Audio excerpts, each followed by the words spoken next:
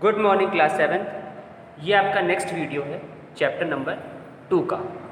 इससे पहले वाले वीडियो में मैंने आपको विंडोज़ 7 के बारे में बताया था कि विंडोज़ 7 होता क्या है, किस कैटेगरी में आता है, क्या उसकी परफॉर्मेंस होती है, किस तरह उसकी वर्किंग होती है। ठीक है, उसके बाद मैंने आपको बताया था फाइल्स और फोल्डर के बारे में कि फाइल्स क्या होती हैं, फोल्डर्स क्या होते हैं, फाइल्स का क्या यूज़ है, फोल्डर्स का क्या यूज़ है, किस किस टाइप की फ़ाइल होती हैं, किस तरह उसको सेव करते हैं, किस तरह से सेव नहीं कर सकते, ये सारी चीज़ें बताई थी। ठीक है, वो इस चैप्टर का पार्ट तो नहीं था, लेकिन मतलब वो आपकी बुक में वो सब तो गिवन नहीं है, लेकिन वो इस चैप्टर से रिलेटेड है और उनका जानना भी आपके लिए काफ़ी हद तक ज़रूरी था। नेक्स्ट जो अब इसके बाद जो ये वीडियो है, इसमें आपका इस चैप्टर का पार्ट स्टार्ट होता है, क्या क्या चीज़ें उस चैप्टर में आती हैं। तो सबसे पहले पॉइंट आता है विंडोज़ एक्सप्लोरर। ठीक है, विंडोज़ एक्सप्लोरर वैसे तो आप लोगों ने क्लिक करके यूज़ किया ही हुआ है, आप लोग सारे लोगों ने, लेकिन उसका नाम नहीं पता है। ठीक है, तो कहीं पर भी जैसे विंडोज़ एक्सप्लोरर का जो एक प्रोसीजर है, जो सिस्टमेटिक प्रोसीजर है, उस हिसाब से स्टार्ट बटन पर क्लिक करेंगे। स्टार्ट बटन जो हमारा, जब हम लोग स्क्रीन जब कंप्यूटर ओपन करते हैं तो जो टास्क बार होता है उसके स्टार्ट में जो आइकन होता है, जिसको विंडोज़ आइकन भी कहते हैं, वही होता है हमारा स्टार्ट बटन। तो स्टार्ट बटन पर क्लिक करेंगे। स्टार्ट बटन पर क्लिक करने के बाद ऑल प्रोग्राम्स में जाएंगे। उसी में जब स्टार्ट बटन पर क्लिक करते हैं तो विंडो ओपन होती है, उसमें एक ऑल प्रोग्राम का ऑप्शन आता है। उस ऑल प्रोग्राम में जाएंगे, उसके बाद एक्सेसरीज में जाएंगे, वहाँ से विंडोज़ एक्सप्लोरर को क्लिक करेंगे। नॉर्मली क्या होता है कि अगर हमें कोई फाइल या फोल्डर देखना है या कोई ड्राइव देखनी है तो उसको विंडोज़ एक्सप्लोरर का हम यूज़ करके उस ड्राइव को देख सकते हैं। डायरेक्टली भी आप माई कंप्यूटर में जाकर और उसे ओपन कर लेंगे तो वहाँ पर आपको सारी ड्राइव्स दिखाई देंगी।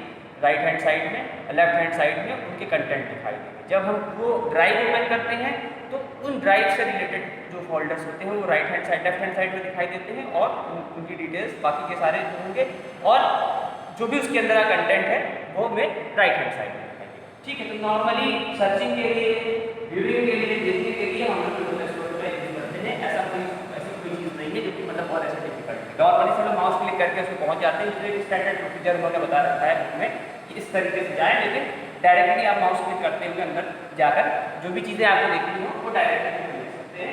किसी इस तरह के प्रोसीजर को फॉलो करने की जरूरत नहीं है, लेकिन बुक में हमेशा स्टैंडर्ड वे में बनाते हैं। इस वजह से उसको थोड़े से देखने में अजीब लगता है कि पहले इस पर क्लिक करो, फिर इस पर क्लिक करो, फिर उस पर क्लिक करो। डायरेक्टली आप माई कंप्यूटर पर क्लिक करके भी जहाँ पर भी जाना चाहो, जिस भी ड्राइव में, जिस भी फोल्डर में, जैसे भी जाना चाहो जा सकते हैं। देखो नेक्स्ट आता है आपका, ये कोई ऐसी चीज़ नहीं है इसमें बहुत ज़्यादा कुछ समझाने वाली चीज़ है, क्योंकि सीधे आप लोगों ने सबने यूज़ किया है। किसी भी फोल्डर में जाना है, किसी भी ड्राइव में जाना है, मैं कंप्यूटर पे क्लिक किया, डी ड्राइव में जाना है, डी ड्राइव पे क्लिक किया, जिस फोल्डर में जाना है उस फोल्डर पे क्लिक किया, तो वो डायरेक्टली माउस क्लिक से ही सारा काम हो जाता है। उसके लिए कोई बहुत ऐसी लंबी चौड़ी चीज़ को फॉलो करने की ज़रूरत नहीं है। फाइल्स और फोल्डर की व्यूइंग और फाइल्स और फोल्डर से यहाँ पे क्या करते हैं कि फाइल्स और फोल्डर जो हमको दिखाई देते हैं उनको भी देखने की थोड़े नॉर्मली क्या होता है वो जैसे जिस फॉर्म में होते हैं हम उनको वैसी तरह से देखते हैं, लेकिन अगर हम चाहें तो अपने हिसाब से उसको सेट कर सकते हैं। ठीक है, तो ये कुछ इस तरह से होते हैं। अगर हम चाहें तो उसमें ऑप्शंस आते हैं, राइट हैंड साइड में ऑप्शंस होते हैं, तो उन ऑप्शंस के थ्रू हम अगर जो आइकन है, फोल्डर के आइकन बने हुए हैं, जिस भी चीज़ के आइकन बने हुए हैं उनको बड़ा भी कर सकते हैं कि हमको क्लियरली विजिबल हो। भाई मान लो कि किसी को बहुत ज़्यादा विजिबिलिटी की प्रॉब्लम होती है तो मैं इसे बड़ा करके दे सकता है, या बहुत ज़्यादा फाइल्स हैं उसमें फाइल्स में नहीं क्लियर हो रहा है, या फिर थोड़ी सी ही फाइल्स, दोनों केसेस में है, थोड़ी सी ही फाइल से आप चाहते हो पूरा वो थोड़ी सी 2, 4, 5 फाइल है तो थोड़ा बड़े बड़े फोल्डर के डिज़ाइन के फॉर्म में दिखाई दे, उसमें एक्स्ट्रा लार्ज आइकन का ऑप्शन आता है। ठीक है, तो उसमें उसको जाकर क्लिक कर देने से जितने भी आपके फोल्डर या पिक्चर उसमें होंगी उनका आइकन जो होगा वो बड़ा हो जाता है। उससे फोल्डर नहीं बड़ा हो जाता है, फोल्डर नहीं रहता है, उसमें आइकन का साइज जो होता है वो बड़ा हो जाता है। उसी में अगर मीडियम और स्मॉल भी आते हैं तो उसको हम थोड़ा सा कम करना चाहें तो मीडियम साइज का भी कर सकते हैं और स्मॉल साइज का कर सकते हैं। ठीक है, और लिस्ट के ऑप्शन भी आते हैं, बहुत सारे फोल्डर्स होते हैं, कई सारे मान लो 100 फोल्डर पड़े हुए हैं, एक ही ड्राइव में 100 फोल्डर पड़े हुए हैं, तो अब वो 100 फोल्डर या तो स्क्रॉल करते हुए नीचे जाओ, अगर हम लार्ज आइकन के फॉर्म में रखेंगे तो बहुत नीचे तक चला जाता है, उसको देखने में भी दिक्कत होती है। बहुत बार मीडियम स्मॉल ले लेते हैं तो भी वो उनको स्क्रॉल करते हुए काफ़ी नीचे जाना पड़ता है। तो उसको लिस्ट के फॉर्म में रखने से ये होता है कि बहुत छोटे छोटे आइकन के फॉर्म में वो लिस्ट के फॉर्म में आ जाता है, तो उससे वो एक ही स्क्रीन में या 1 से 2 स्क्रीन में वो आपका सारा जो मैटर है वो कवर हो जाता है। बस ये मतलब ये जितने भी मेथड इसमें बताए गए हैं, इसमें कोई ऐसा कुछ अलग चीज़ नहीं है, बस इसमें उन मेथड्स के थ्रू हमको फाइल की सर्चिंग करते हैं कि हम उसको फाइल्स को कितने ईजिली देख सकते हैं। आइकन अब वो अपने हिसाब से होता है, कोई ऐसी ज़रूरी नहीं है कि इसको हमको इसी तरीके से सेट करना है या इसी स्टैंडर्ड के हिसाब से सेट करना है, वो अपनी सुविधा के हिसाब से जैसे भी हम करना चाहें कर सकते हैं। देखो लिस्ट में क्या होता है कि लिस्ट में भी स्मॉल आइकन से क्रिएट होते हैं, बस लिस्ट से फ़र्क ये हो जाता है कि इसमें जो लिस्ट जब क्रिएट होती है तो उसमें उसकी डिटेल्स भी आ जाती है, जो भी फोल्डर है उसकी थोड़ी बहुत डिटेल्स उसके अंदर, या मान लो फोल्डर में तो उतनी नहीं आती हैं, लेकिन अगर फाइल है तो फाइल की थोड़ी डिटेल भी इसमें आ जाती है, और ये भी आ जाता है कि वो फाइल किस दिन क्रिएट हुई है। अगर उसमें कोई क्रिएट करके हमने फाइल रख दी है तो उसकी डिटेल लिस्ट वाले में मेंशन कर देते हैं, हम लिस्ट के फॉर्म में उसको डिस्प्ले कराएंगे, ठीक है। और दूसरी चीज़ इसमें होता क्या है कि अगर हमने उस फाइल में आज मॉडिफिकेशन किया, जो बेसिक चीज़, एक बेसिक चीज़ बता रहा है जिसमें तुमने चैप्टर में नहीं लिखी है, मान लो हमने वो फाइल बनाई थी 10 दिन पहले, तो उस 10 दिन पहले की डेट दिखाई। अगर हमने आज उस फाइल में मॉडिफिकेशन किया, जैसे हम मॉडिफिकेशन करेंगे तो उस फाइल पे आज की डेट दिखाने लगेगा, जब जब मॉडिफिकेशन होगा वो उस दिन की डेट दिखाने लगता है। तो जब भी हम कंप्यूटर ओपन करेंगे तो लास्ट टाइम जब भी जिस फाइल पर जो भी मॉडिफिकेशन हुआ रहता है उसी को वो शो करेगा। देखो वैसे तो ये जो चीज़ है वो कंप्यूटर पे देख के समझ में आती है, लेकिन आपकी बुक में यहाँ फिगर बनी हुई है, देखो यहाँ से ये आइकन आता है, यहाँ पर ये इस आइकन के थ्रू अगर हम ओपन करें ये सारी चीज़ें दिखाई देती हैं। तो लिस्ट मीडियम व्यू में इस तरह से आता है, स्मॉल व्यू में कुछ इस तरह से आता है, लिस्ट व्यू में इस फॉर्म में आता है। लिस्ट व्यू में फोल्डर में तो उतना ज़्यादा फायदा नहीं होता है कि फाइल से बहुत फायदा होता है, तो लिस्ट व्यू में पूरे डिटेल भी उसमें आती है, ठीक है। और ये टाइप व्यू है, तो लिस्ट व्यू और टाइप व्यू में थोड़ा सा डिफरेंस होता है क्योंकि साइज का डिफरेंस होती है। कंटेंट व्यू में भी थोड़ा सा और साइज और फाइल्स की चीज़ें और क्लियर हो जाती है, ठीक है। तो ये अलग अलग व्यूज हैं, तो वो ऑप्शन ये हालांकि आप लोगों ने करके भी देखे हैं, लेकिन अब वो बोर्ड पे वो चीज़ें बता पाना उतना पॉसिबल नहीं है कि किस तरह से वो चेंज होता है, तो लैब में ज़्यादा अच्छे से क्लियर होता है किस तरह से उसको हम चेंज करके किस हिसाब से रख सकते हैं, ठीक है। क्योंकि ये तो मैक्सिमम इसमें यूज़ करने से ही क्लियर होता है, वो पढ़ के कोई विंडोज 7 या कोई भी सॉफ्टवेयर उतने अच्छे से समझ नहीं सकता है, लेकिन अब वो चैप्टर है तो उसको एक्सप्लेन तो करना ही है कि उसमें क्या क्या चीज़ें हैं। तो जितने भी टाइप के इसके व्यूइंग के ऑप्शन हैं तो उसमें कोई भी ऑप्शन हम अप्लाई कर सकते हो, उससे फाइल और फोल्डर पे कोई असर नहीं पड़ता है, और अपनी सुविधा के हिसाब से उसको सेट कर सकते हैं जिस भी व्यू में हम रखना चाहें। फाइल के साइज, फाइल की क्वांटिटी पे भी डिपेंडेंट है कि उसमें कितनी file, number of files, quantity नहीं कहेंगे कि नंबर ऑफ फाइल्स पे भी डिपेंडेंट रहता है कि कितनी फाइल्स है, उसके अकॉर्डिंग हम ये जो भी हमारे आइकन है उनको हम सेट कर सकते हैं। देखो नेक्स्ट जो इसमें इंपॉर्टेंट टॉपिक आता है इस चैप्टर का, वो है आपका कंट्रोल पैनल। कंट्रोल पैनल क्या होता है, नाम आपने बहुत ज़्यादा ना सुना हो कि यूज़ करते समय जब आप क्लास में यूज़ करते हैं तो उतना ज़्यादा कंट्रोल के बारे में नहीं बताया जाता है क्योंकि उसका बहुत ज़्यादा यूज आपके लिए नहीं है, लेकिन ये एक इंपॉर्टेंट फीचर होता है किसी भी ऑपरेटिंग सिस्टम, किसी भी विंडोज ऑपरेटिंग सिस्टम का। बाकी का तो मुझे नहीं पता है क्योंकि बाकी के यूज़ भी नहीं किए हैं कभी। लाइनक्स एक बार यूज़ किया था तो कंट्रोल पैनल जैसा कुछ होता है, कंट्रोल पैनल तो उसका नाम नहीं होता है लेकिन कंट्रोल पैनल जैसा ऑप्शन होता है। तो कंट्रोल पैनल का यूज़ क्या है कि कंट्रोल पैनल में सबसे मेन चीज़ क्या होती है, जैसे आप लोग प्ले स्टोर होता है, प्ले स्टोर से मोबाइल के केस में क्या है, जो प्ले स्टोर होता है, अगर हमको कोई इंस्टॉल करना है, कोई ऐप हम प्ले स्टोर से डाउनलोड कर लेते हैं और इंस्टॉल करना होता है, तो उसमें क्या करते हैं हम लोग कि एप्लीकेशन मैनेजर में जाकर हम उसको अनइंस्टॉल कर सकते हैं और डायरेक्टली भी अनइंस्टॉल कर सकते हैं। लेकिन यहाँ पर control panel as a play store नहीं होता है। प्ले स्टोर तो मैंने इसलिए बताया कि उसमें इंस्टॉल करने का किस तरह से ऑप्शन होता है। यहाँ पर कंट्रोल पैनल में क्या होता है कि जब हम लोग कोई प्रोग्राम मतलब ये उसमें कई सारे ऑप्शन होते हैं, उसमें सबसे इंपॉर्टेंट ऑप्शन होता है आपका प्रोग्राम्स का। कंट्रोल पैनल के अंदर 7-8 टाइप के ऑप्शन आते हैं अलग अलग, उसमें सबसे मैंने 2 ही यहाँ पे लिखे हैं, बाकी का उतना यूज नहीं है सब आपकी।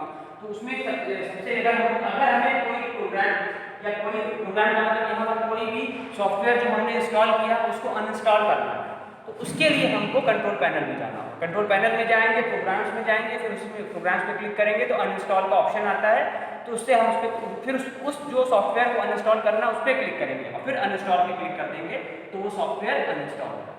ठीक है, तो कंट्रोल पैनल का सबसे बेसिक यूज यही होता है कि अगर हमको किसी भी तरह के सॉफ्टवेयर जो हमारे सिस्टम के अंदर पड़े हुए हैं उनको अनइंस्टॉल करना होता है, तो उसके लिए हमको कंट्रोल पैनल का यूज होता है। बेसिक यूज बता रहे हैं, ऐसे बहुत सारे यूज हैं लेकिन बेसिक यूज सबसे ज़्यादा कंट्रोल पैनल का यही है।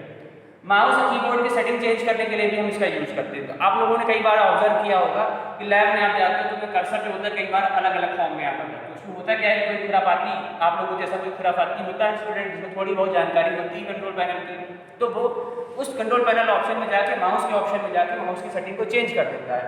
तो उसका जो माउस का कर्सर होता है बहुत बार आता है कि वो ब्लिंक करने लगता है, या उस पर कई बार आप लोग देखो उस पर अलग अलग इमेजेस भी बन के आती हैं। कई बार ऐसा हुआ है, कुछ जिनको थोड़ी सी नॉलेज है, जो और बच्चे हैं छोटी क्लास के भी या आपकी क्लास के भी जिनको थोड़ा सा ज़्यादा पता है कंट्रोल पैनल के बारे में, अपने आप से उन्होंने समझ लिया है, तो वो उस माउस सेटिंग में जाकर उसके आइकन को चेंज कर देते हैं। ठीक है, तो माउस और कीबोर्ड की सेटिंग चेंज करने के लिए भी होता है, लेकिन ऐसा यूज होता नहीं है। नॉर्मली जो जनरल सेटिंग्स मिलती हैं वो अपने आप में पर्याप्त होती हैं आपके माउस और कीबोर्ड को यूज करने के लिए।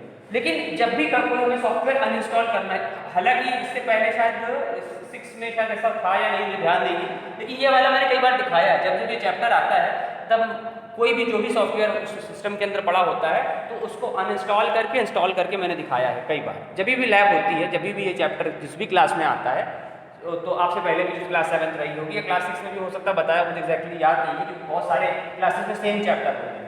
ठीक है, तो किस तरह से अनइंस्टॉल करते हैं वो मैंने हर बार दिखाया है, चाहे एक ही 2 क्लास में दिखाया हो, लेकिन हर बार जब भी इस तरह का चैप्टर आता है जहाँ पे भी कंट्रोल पैनल वर्ड यूज होता है, तो कोई भी एक सॉफ्टवेयर को ले लेते हैं, नॉर्मली इसको इंस्टॉल करके दिखा देते हैं, अनइंस्टॉल करके दिखा देते हैं, और फिर उसको फिर से इंस्टॉल करके भी दिखा देते हैं। इंस्टॉल करने के लिए कंट्रोल पैनल का यूज नहीं होता है। इंस्टॉल करने के लिए वो सॉफ्टवेयर आपकी हार्ड डिस्क में कहीं ना कहीं पर सेव होना चाहिए या फिर पेन ड्राइव में होना चाहिए, उसका बैकअप होगा। ठीक है, बैकअप फाइल को यूज सॉफ्टवेयर अनइंस्टॉल करने के लिए कंट्रोल पैनल उसके बाद कमांड्स में जाकर उसको अनइंस्टॉल। लेकिन इनमें अनइंस्टॉल उन्हीं को कर सकते हैं जिनको हमने इंस्टॉल किया हो, जो इनबिल्ट होते हैं उनको अनइंस्टॉल नहीं कर सकते। इसमें कुछ सॉफ्टवेयर इनबिल्ट होते हैं, नोटपैड है, वर्डपैड है, उनको अनइंस्टॉल नहीं कर सकते हैं, वो इनबिल्ट है। इंटरनेट एक्सप्लोरर है, उसको अनइंस्टॉल नहीं कर सकते क्योंकि वो इनबिल्ट है। तो इनबिल्ट सॉफ्टवेयर जो होते हैं उनको अनइंस्टॉल नहीं कर सकते। बाकी जो एक्सटर्नल सॉफ्टवेयर जो हम उसमें डाउनलोड करके यूज करते हैं उनको कभी भी हम अनइंस्टॉल कर सकते हैं। ठीक है, नेक्स्ट जो इसमें आपका टॉपिक आता है इसी चैप्टर में, ठीक है, तो उस चैप्टर का नेक्स्ट टॉपिक का नाम है चेंजिंग डेट एंड टाइम। ये जो ब्रैकेट में मैंने लिखा हुआ है चेंजिंग डेट एंड टाइम।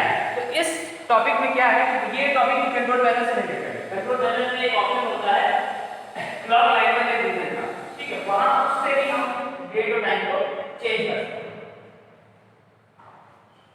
उस ऑप्शन में जाकर डायरेक्टली हम जो भी डेट चेंज करना चाहे, सिस्टम की डेट चेंज करना चाहे और टाइम चेंज करना चाहे, चेंज कर लेते हैं। नॉर्मली इंस्टॉल करते समय वो बाय डिफॉल्ट अपने आप से ले लेता है, लेकिन इसे मान लो इसकी ज़रूरत कहाँ पड़ती है, कभी कभी क्या होता है, जैसे मान लो अब हम लोगों के केस में तो नहीं है, लेकिन जैसे मान लो कोई ऐसा कोई है जो कई कंट्रीज़ में ट्रैवल करता है, कोई भी इंसान मान लो जो कई कंट्रीज़ में ट्रैवल करता है, अब वो जिस कंट्री में रहता है उसमें वहाँ से ऑपरेटिंग सिस्टम इंस्टॉल कर लिया, आपका सब कुछ डेट वेट सेट कर लिया, अब फिर अगले ही दिन या कुछ दिन बाद मान लो किसी और कंट्री में चला गया किसी वजह से, 1-2 दिन के लिए या 2-4 महीने के लिए, तो वो वहाँ पर उस कंट्री के हिसाब से उसके अपने लैपटॉप का डेट टाइम में जो भी चीज़ें चेंज करनी है वो चेंज करनी पड़ती है। हालांकि कोई कंपल्शन नहीं है, लेकिन जिससे हमें टाइम दिखाता रहे, काम हम लोग वर्क कर रहे हैं कंप्यूटर पे लैपटॉप पे, बीच बीच में टाइम भी देखने की ज़रूरत पड़ती है, तो उस पर डिस्प्ले होता रहता है तो उससे आसानी रहती है।